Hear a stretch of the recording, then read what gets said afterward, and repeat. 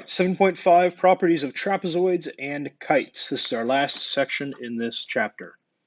Again, just like last one, it's got a ton of writing, so I just apologize for that. But then we have a cool picture. At least I think it's a cool picture. Hopefully you think it's a cool picture. Starting off with some definitions. A trapezoid. Trapezoid is a quadrilateral with exactly one pair of parallel sides. Now, some places online, and some books that I've read, they don't say exactly one pair of parallel sides. They use the word with, what do they call it? They say at least one pair, all right? We are using the definition with exactly, right? If you were to use the definition with at least, then we could say a rectangle is a trapezoid, and that's just kind of weird, okay? So we're saying exactly one pair of parallel sides. So a rectangle is not a trapezoid. Within the realm of trapezoids, we have bases. Bases of trapezoids are the two parallel sides. The legs are the two non-parallel sides. So a trapezoid might look something like this, where this guy and that guy are parallel. This and this, these are the bases. And this, well, let me use a brighter color. This and this, those are the legs, okay? Now that's just a general trapezoid. The trapezoid that we normally see, a lot of the times whenever there's like children's toys with like different shapes on it, whenever you're learning shapes, a lot of the time those are actually isosceles trapezoids. They're a special kind of trapezoid. It's a trapezoid with congruent legs. And these are the ones that, I don't know, these are the ones that I always think of whenever I think of the word trapezoid. It's always something that looks something like this, okay? And then this guy and this guy are equal, okay? So again, whenever you think about children's toys, a lot of the time they're isosceles trapezoids. So that's the one that we normally think about, but there is the more general term of trapezoids that can look a little bit more funky, like this one there. Let's look at definitions, or actually, what are these? Theorems. 714, the isosceles trapezoid bases angles theorem. How many words can we get there? If a trapezoid is isosceles, then each pair of base angles is congruent. So what does that mean? Let me draw that in on this trapezoid I've got here. The base angles here, those two are congruent, and these two are equal, or congruent, okay? Conversely, 715, the isosceles trapezoid base angles converse. You can say the thing in reverse. If a trapezoid has a pair of congruent base angles, then it's an isosceles trapezoid. These are listed separately. We could have listed them together as a biconditional statement, but we've just listed them separately. 716, isosceles trapezoid diagonals theorem. A trapezoid is isosceles if and only if its diagonals are congruent. Okay. Mid-segment of a trapezoid.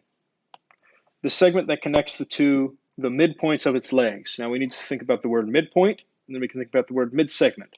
So let me see if I can draw a little picture here.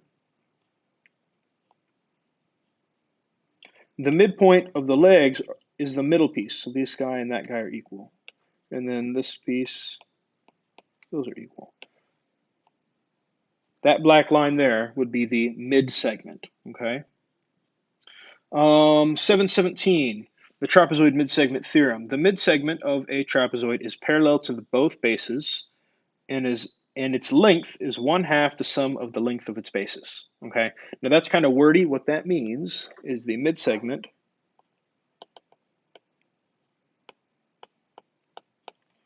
is the average. The average of the bases, all right? That's the way that I think about that, right? You add them up and divide by 2. All right, that's that. Let's look at kite. A kite is a quadrilateral that has 2 pairs of consecutive congruent angles, okay? That's the difference here, right? A rectangle also has 2 sets of congruent angles, but a kite is a little bit different. We could probably draw a kite in our head, and you could also recognize that I don't know that kites are parallelograms. Kites are not parallelograms, yes. 718, kite diagonals theorem. If a quadrilateral is a kite, then its diagonals are perpendicular. All right, that's pretty easy to see. 719, the kite opposite angles theorem.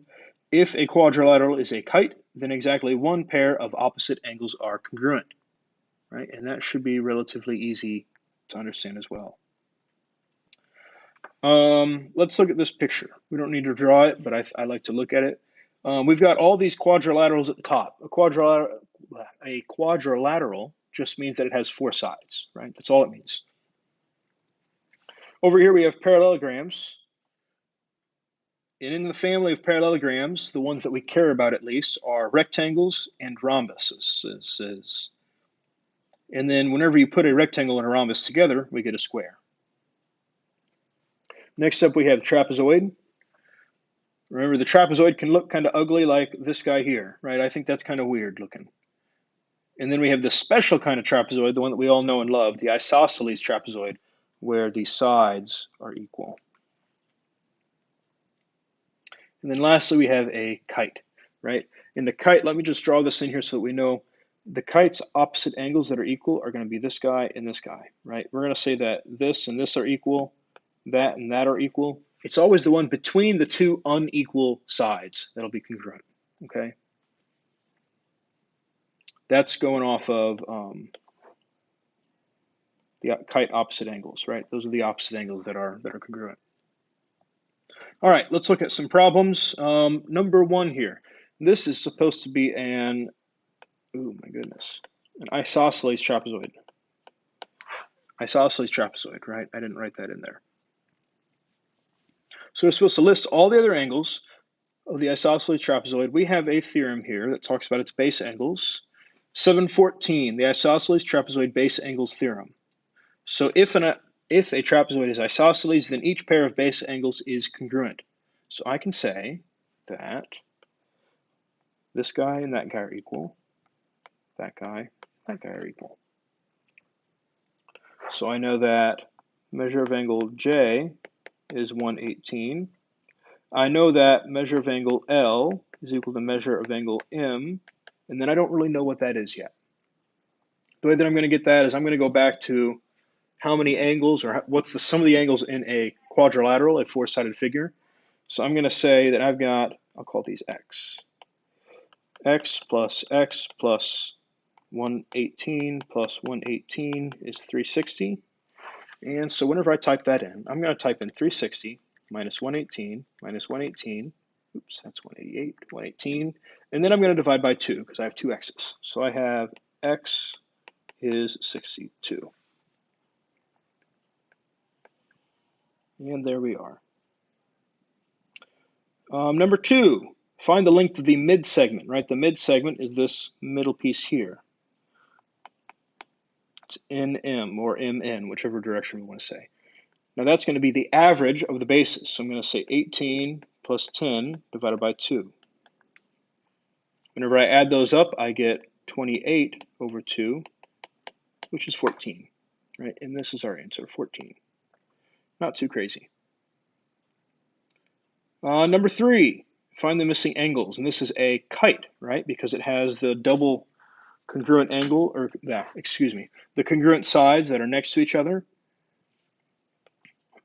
This guy and that guy are going to be equal. So I can really quickly say, well, measure of angle F is 110. Now I'm going to go back to the sum of the angles in a four-sided figure, which is 360. So I'm going to say 60 plus, and I'm going to write this as 2 times 110 plus, and I'm going to call GX equals 360. Now whenever I type this into my calculator, I'm going to type in 360 minus 60 minus, I'm just going to multiply that in my head. I've got 220. And so X is 80 degrees.